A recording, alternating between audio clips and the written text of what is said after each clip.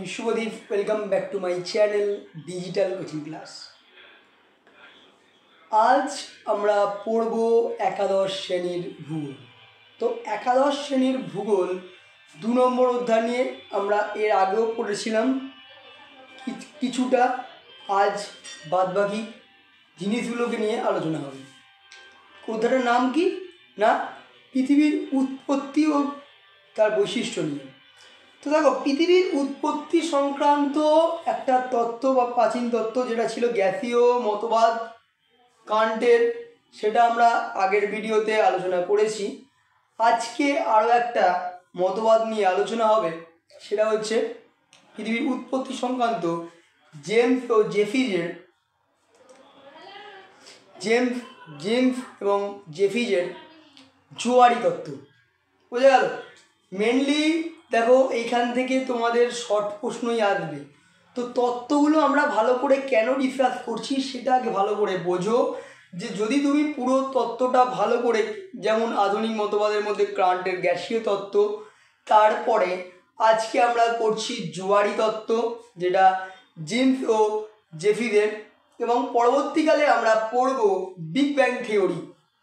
তিনটে যত ভালো করে তোমরা বুঝবে, যত পড়তে পারবে, ততক্ষণে কিন্তু তোমরা এখান থেকে যাই শর্ট প্রশ্ন আসুক না কেন তোমরা কিন্তু লিখতে পারবে। মেনলি এখান থেকে শর্ট প্রশ্ন আসবে। তো যদি আর না বকে আসল জিনিসটা আসি, তো ফার্স্ট আজকে যে জিনিসটা পড়াবো আমি, সেটা হচ্ছে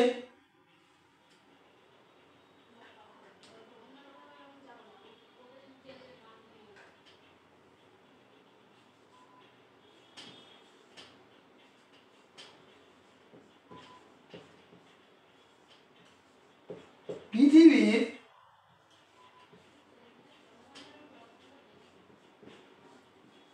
উৎপত্তি সংক্রান্ত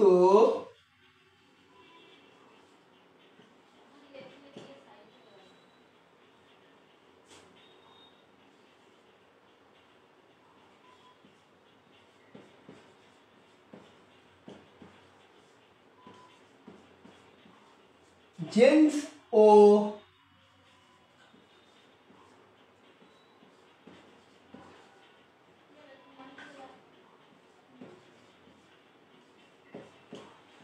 জেফিজের জোয়ারি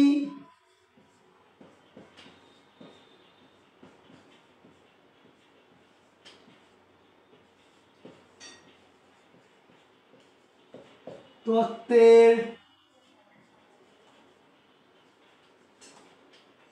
আলোচনা করো। এটা হচ্ছে আজকের প্রশ্ন। এই টপিকটার বিষয়ে আজকে আলোচনা হবে। তো ফার্স্ট এই প্রশ্নটা করতে গেলে প্রথমে আমরা কি বলবো, যে 1919 সালে ব্রিটিশ বিজ্ঞানী জেমস জিন্স পৃথিবীর উৎপত্তি সংক্রান্ত এই জোয়ারি তত্ত্বটা প্রকাশ করেন, এবং পরবর্তীকালে হ্যারল্ড জেফিস তিনি জেমসের এই জোয়ারি তত্ত্বটা পরিমার্জন করে তিনি তারই সম্পর্কিত আরেকটা তত্ত্ব প্রকাশ করেন। তো দুজন মিলে এই জেমস ও জেফিজের জোয়ারি তত্ত্ব আজকে আলোচনা হবে। তো ফার্স্ট আমরা যে জিনিসটা নিয়ে আলোচনা করবো এখানে, সেটা হচ্ছে যে জেমসের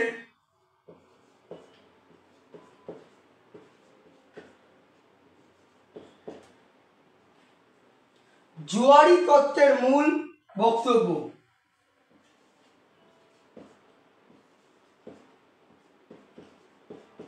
জোয়ারি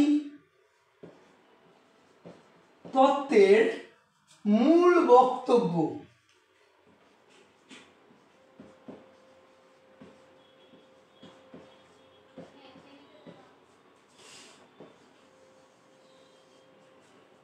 আমি একটু আগেই তোমাদেরকে বললাম যে জেমস 1919 সালে এই জোয়ারি তত্ত্বটা প্রকাশ করেছিল, কিন্তু তার এই তত্ত্বটা কি ছিল, কি বক্তব্য, তিনি কি বলছেন? জেমস কিছু প্রাথমিক অনুমানের ওপর ভিত্তি করে এই তত্ত্বটি প্রকাশ করেছিলেন, সেটাই এখন তোমাদের সামনে আলোচনা করব। 1 নম্বর, সৃষ্টির প্রথম অবস্থাতে সৌরজগতে সূর্য ছিল এবং তার সাথে ছিল আগন্তুক নক্ষত্র। এই দুটো মিলিয়েই সৌরজগৎ সৃষ্টি হয়েছিল। মনে রাখতে হবে এই আগন্তুক নক্ষত্র সৌরজগতের থেকে আয়তন ও ভরে অনেক বেশি ছিল। 2 নম্বর কি? 2 নম্বর হচ্ছে সূর্য ছিল স্থিতিশীল ও সূর্যের আবর্তন গতি থাকলেও পরিক্রমণ গতি ছিল না। এবং 3 নম্বর পয়েন্ট আমরা দিতে পারি, সূর্য গ্যাসীয় পদার্থ দিয়ে গঠিত ছিল। 4 নম্বর কি না, আগন্তুক নক্ষত্র ক্রমশ আবর্তন করতে করতে কি আছে, আগন্তুক নক্ষত্র ক্রমশ আবর্তন করতে করতে সে সূর্যের কাছে চলে আসে। 5 নম্বর পয়েন্ট কিসের উপর ভিত্তি করছে না, এই আগন্তুক নক্ষত্রের কি হচ্ছে, প্রচণ্ড আকর্ষণে সূর্যর পৃষ্ঠদেশে জোয়ারের টান পড়ে। বুঝে গেল? এই 5টা অনুমানের ওপর ভিত্তি করেই তিনি কিন্তু তার জোয়ারি তত্ত্বটি প্রকাশ করেছিলেন। তাহলে আরেকবার আমি রিপিট করে দিই। 1 নম্বর অনুমান কি ছিল তার, সৌরজগৎ সৃষ্টি হয়েছে সূর্য ও আরেকটি আগন্তুক নক্ষত্র দিয়ে। এই আগন্তুক নক্ষত্রটি সূর্যের থেকে আয়তন ও ভরে অনেক বেশি ছিল। 2 নম্বর কি, সূর্য গ্যাসীয় পদার্থ দ্বারা গঠিত এবং স্থিতিশীল। 3 নম্বর কি, আগন্তুক নক্ষত্রর কি হচ্ছে না, একটা সময় সূর্যের খুব কাছে চলে আসছে। 4 নম্বর কি হবে না, সূর্যের আবর্তন গতি থাকলেও পরিক্রমণ গতি ছিল না। 5 নম্বর কি হবে না, আগন্তুক নক্ষত্র সূর্যের কাছাকাছি চলে এলে তার আকর্ষণ বল বেশি থাকায় সূর্যের পৃষ্ঠদেশে একটা জোয়ারের টানের সৃষ্টি হয়। এই হচ্ছে আমার জেমসের জোয়ারি তত্ত্বের মূল বক্তব্য ছিল। এবার নেক্সট আমি যেটা আলোচনা করব যে এই জোয়ারি তত্ত্বের ব্যাখ্যা, কিভাবে জোয়ারি তত্ত্বের মাধ্যমে সৌরজগৎ বা গ্রহ নক্ষত্র সৃষ্টি হচ্ছে, সেটাই হচ্ছে 3 নম্বর পয়েন্ট। এটা কি না, জোয়ারি তত্ত্বের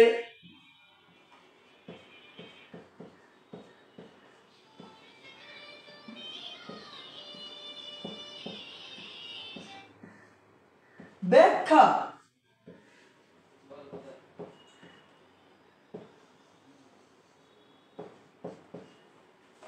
সেটা কিরকম,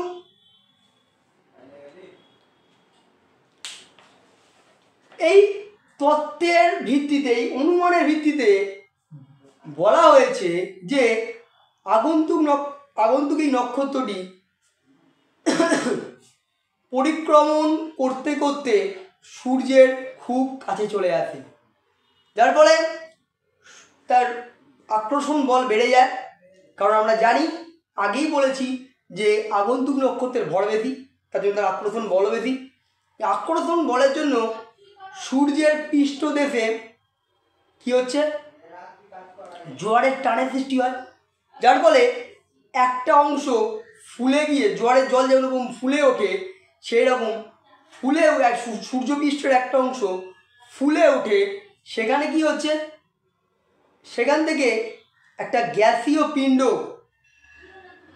পটলের ন্যায় গ্যাসীয় পিণ্ড ছিটকে বাইরে বেরিয়ে যায়। জিন্স এই পটলের ন্যায় গ্যাসীয় পিণ্ডটিকে নাম দিয়েছেন ফিলামেন্ট। পরবর্তী সময়ে এই কি বলবো, আগন্তুক নক্ষত্রটি তার গতিপথ ধরে হঠাৎ অদৃশ্য হয়ে গেলে এই গ্যাসীয় পিণ্ডটি, পটলের ন্যায় গ্যাসীয় পিণ্ডটি সূর্যের আকর্ষণ বলে সূর্যের চারিপাশে ঘুরতে থাকে এবং ধীরে ধীরে এটি সংকুচিত হয়। এই পটলের ন্যায় গ্যাসীয় পদার্থটি যখনই সংকুচিত হচ্ছে তখনই ফাটলের সৃষ্টি হয়। ফাটলের ফলে এটা বিক্ষিপ্তভাবে ফেটে গিয়ে ক্ষুদ্র ক্ষুদ্র অংশে ফেটে গিয়ে চারিদিকে ছড়িয়ে পড়ে। এইগুলো থেকেই কিন্তু পরবর্তী সময়ে গ্রহের সৃষ্টি হয়।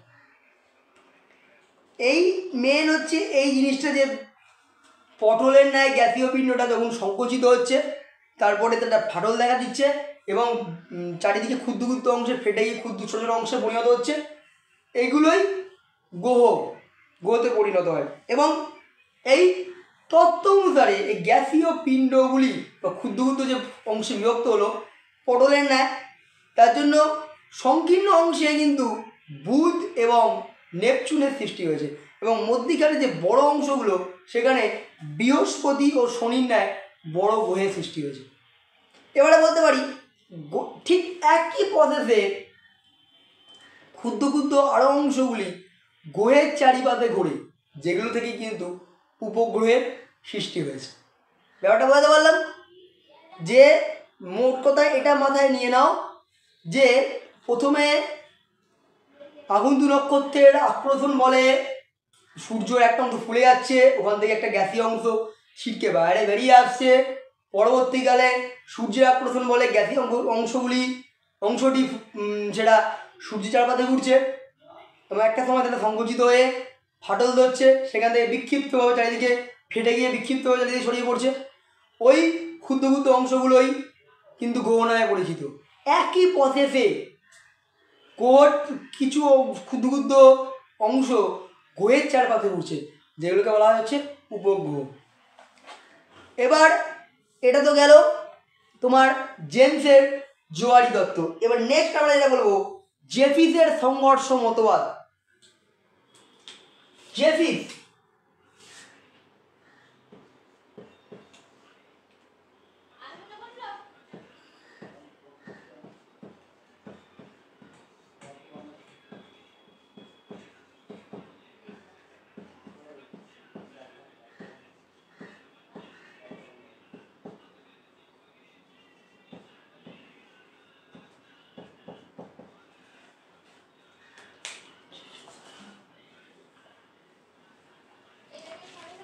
এবার আমরা আলোচনা করব হ্যারল্ড জেফিসের সংঘর্ষ মতবাদ। সেটা কীরকম?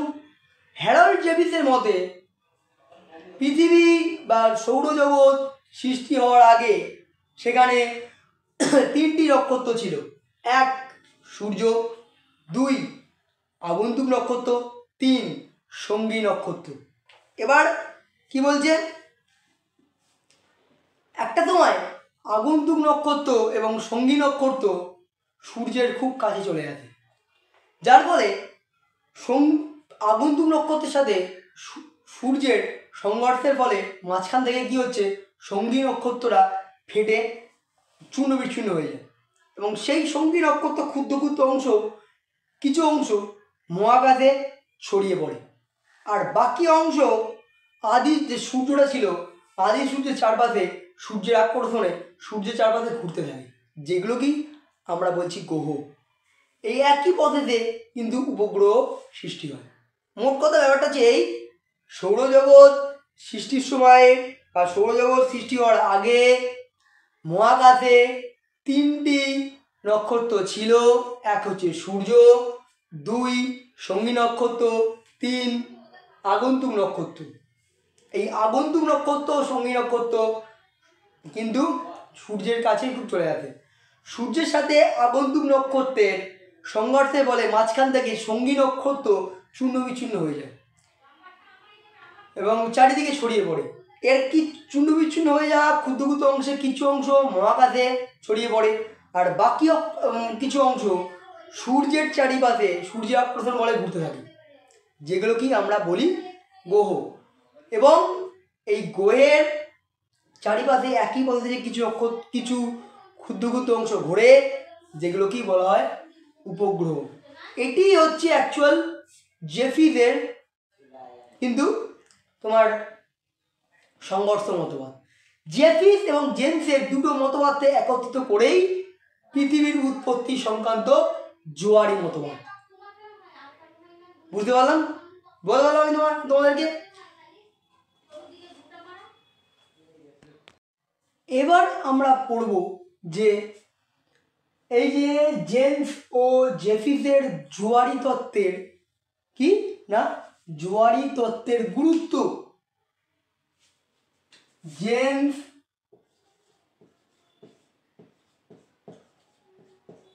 এবং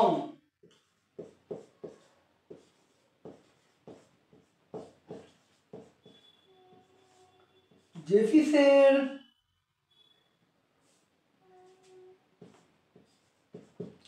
জোয়ারি তত্ত্বের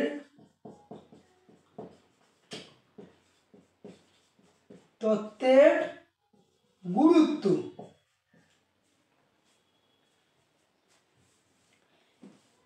এই জেমস এবং জেফিস পৃথিবীর উৎপত্তি সংক্রান্ত যে তত্ত্বটা প্রকাশ করেছেন, তার গুরুত্ব, তার ফলে আমরা কীভাবে উপকৃত হয়েছি, গুরুত্ব মানে কি পেলাম, তার উপকারিতাটা কী হলো।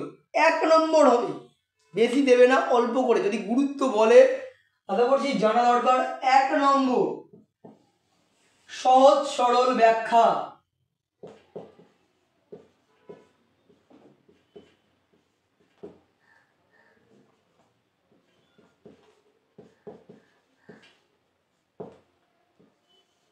কি বললাম? সহজ সরল ব্যাখ্যা। এই তত্ত্বে গ্রহ এবং উপগ্রহ আকৃতি, তাদের কি বলবো গতি সম্পর্কে, কীভাবে উপগ্রহ সৃষ্টি হয়েছে, তার কিন্তু সহজ সরল একটা ব্যাখ্যা পাওয়া গেছে। কোনো জটিলতা নেই, আমরা সহজভাবে এটাকে বুঝতে পেরেছি, এটা একটা জিনিস। 2 নম্বর কি হবে? যুক্তি সহ ব্যাখ্যা। 2 নম্বর কি বলবো আমরা? যুক্তি সহ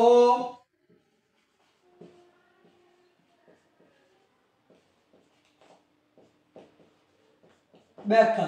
দেখো, জেমস এবং পরবর্তীকালে জেফিস বলে যে 2 বিজ্ঞানী পৃথিবীর উৎপত্তি সংক্রান্ত যে জোয়ারি তত্ত্ব প্রকাশ করেছিলেন, তার কিন্তু যুক্তিসম্মত ব্যাখ্যা পাওয়া গেছে। কীরকম না, দেখো, এই তত্ত্বে গ্রহের আয়তন বড় হওয়ার কারণ এবং গ্রহের পর্যায়ক্রমিক অবস্থান, আয়তন বড় হওয়ার কারণ এবং গ্রহের পর্যায়ক্রমিক যে অবস্থান, সেটা সম্পর্কে কিন্তু প্রপার ধারণা আমরা পেয়েছি, এবং যেটা কিন্তু যুক্তিসম্মত, মনে রাখতে হবে। 2 নম্বর। 3 নম্বর, গ্রহণযোগ্য যুক্তি। কি বলবো? গ্রহণযোগ্য যুক্তি।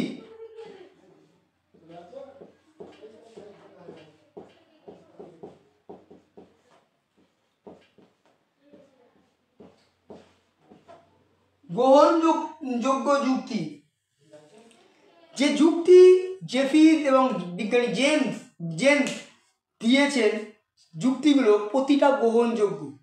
বড় গ্রহের উপগ্রহ সংখ্যা বেশি হবে, ছোট গ্রহের উপগ্রহ সংখ্যা কম হবে, এটা কিন্তু মানা যায়, এর একটা যুক্তি আছে, সেই যুক্তিটা কিন্তু গ্রহণযোগ্য। তাহলে আমরা গুরুত্ব হিসেবে 3টে পয়েন্ট পেলাম। 1, সহজ সরল ব্যাখ্যা। 2, যুক্তিগুলো গ্রহণযোগ্য যুক্তি। 3, আরেকটা কি না যুক্তিসহ ব্যাখ্যা। প্রত্যেকটা ব্যাখ্যার মধ্যে একটা করে যুক্তি পেয়েছি আমরা, তাহলে গুরুত্ব আমরা পেলাম। নেক্সট, এরপরে যে জিনিসটা নিয়ে আলোচিত হবে সেটা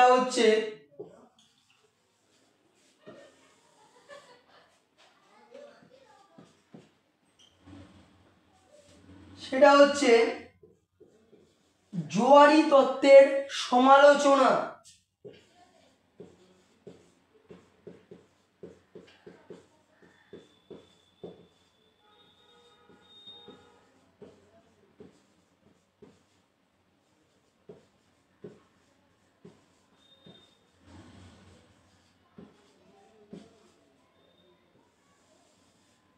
কি বললাম, জোয়ারি তত্ত্বের সমালোচনা। দেখো বিজ্ঞানী জেমস ও জেফি যে তত্ত্বটা জোয়ারি তত্ত্ব মিলিতভাবে প্রকাশ করেছিলেন তার যেমন ভালো দিক আছে, প্রত্যেকটা জিনিসেরই একটা করে যেরকম ভালো দিক থাকবে, মনে রাখবে সব সময় কিছু না কিছু তার খারাপ দিকও আছে।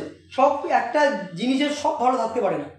সেই রকম কিছু কিছু জিনিস ত্রুটি ছিল যেগুলো কিন্তু অন্যান্য বিজ্ঞানীরা তার সম্পূর্ণভাবে সমালোচনা করেছিল। কীরকম দিক?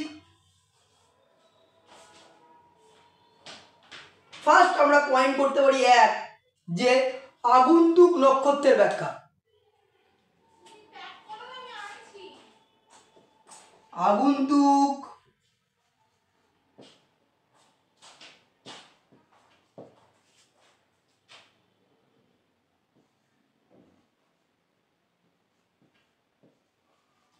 নক্ষত্রের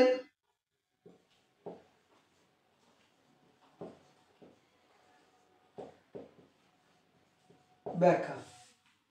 ব্যাপারটা কিরকম না, কিভাবে একটা আগন্তুক নক্ষত্র সূর্যের কাছে চলে এলো তার ব্যাখ্যা কিন্তু জেমস ও জেফিস কেউই দিতে পারেনি।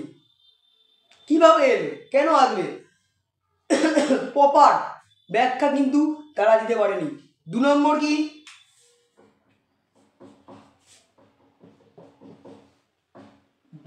হচ্ছে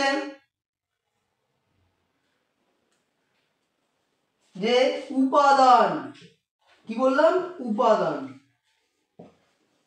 কি এই পয়েন্টটা মাথার মধ্যে কি আছে দেখো, প্রত্যেকটা গ্রহ ভারী লোহা, নিকেল ইত্যাদি দ্বারা গঠিত, বেশি রাখতেন। আর অপরদিকে তোমাদের আমি বলেছিলাম সূর্য কিন্তু গ্যাসীয় উপাদান দ্বারা গঠিত, হিলিয়াম সহ অন্যান্য হাইড্রোজেন, হিলিয়াম সহ গ্যাসীয় উপাদান দ্বারা গঠিত। এখানে বলা হচ্ছে যে আদি সূর্য বা সূর্য থেকেই নাকি বিভিন্ন গ্রহের উৎপত্তি।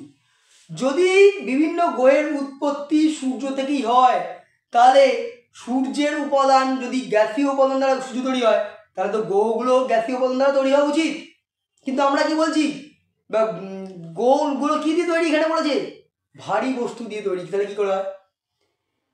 বিভিন্ন বিজ্ঞানীরা তাই বলেছেন যে সূর্য থেকে বিভিন্ন গ্রহ উপগ্রহ তৈরি হয়নি। যদি তৈরি হতো তাহলে গ্রহ এবং সূর্য নক্ষত্রের একই উপাদান দ্বারা তৈরি হতো। তাহলে একটা। 3 নম্বর কি আছে না, আকর্ষণ বল। কি বললাম, আকর্ষণ বল।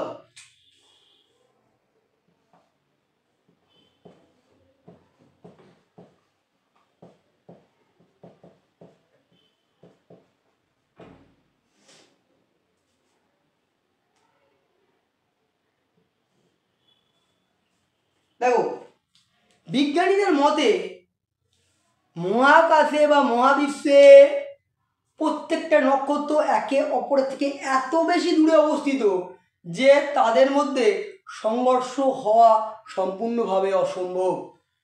সংঘর্ষ হতেই পারে না। তাদের আকর্ষণ বল কাছাকাছি এলে তবে আকর্ষণ বলটা হবে, কিন্তু তারা অনেক দূরে অবস্থিত। তো এই মতামতটাও ঠিক গ্রহণযোগ্য হলো না। 4 নম্বর কি, ঘনীভবন। এই ব্যাপারটা কি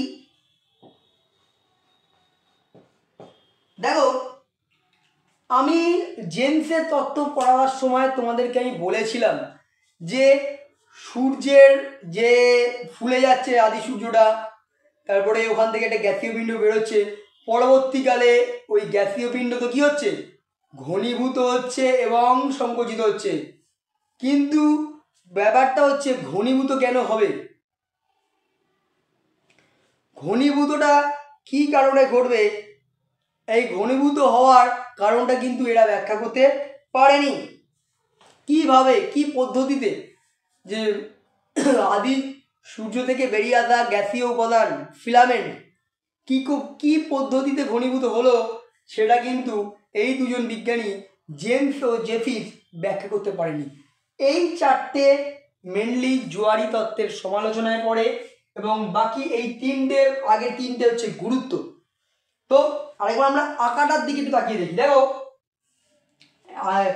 ফার্স্ট এই হচ্ছে আমার আগন্তুক নক্ষত্র, যেটা সূর্যের সামনে চলে এলো।